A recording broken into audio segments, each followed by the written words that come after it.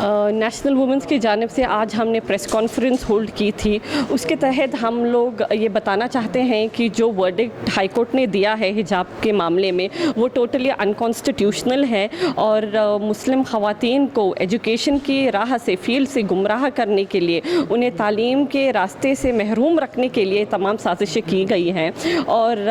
हम लोग ये अपील करते हैं कि जैसे मुसलमान ख़वातीन जो स्टूडेंट्स हैं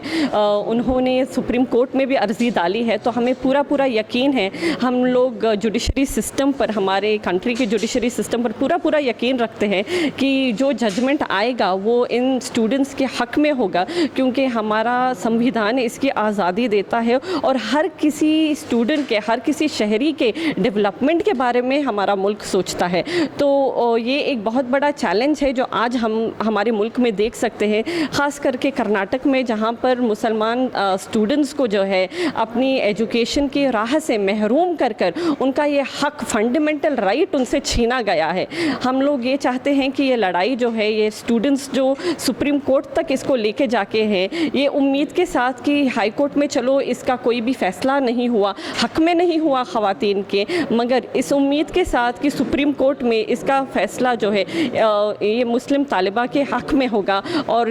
क्योंकि हर एक कंट्री चाहती है कि उनके स्टूडेंट्स जो है डेवलपमेंट के राह पर आगे बढ़े, और मुझे लगता है कि कोई भी मुल्क ये नहीं चाहेगा कि एक तबक़ा की ख़वातीन जो है इस फील्ड से महरूम रह सके। तो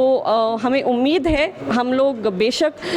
दिल अफसोस हुआ है कि वर्डिक्ट हमारे हक़ में नहीं आया है, मगर हमारे हौसले कहीं भी डगमगाए नहीं हैं। हमारे हौसले उतने ही दुरुस्त हैं जितने पहले थे। हम लोग इंशाल्लाह ये लड़ाई जो है आगे तक लेके जाएंगे, डेमोक्रेटिकली और लीगली जो भी बन पड़ता है हमसे, हम लोग हर वो रास्ता इख्तियार करने की पूरी से पूरी कोशिश करेंगे। नेशनल वुमेंस फ्रंट जो है इन स्टूडेंट्स के साथ जिस भी तरीके से हो सकता है, हम लोग उनके साथ ठहरने के लिए तैयार है।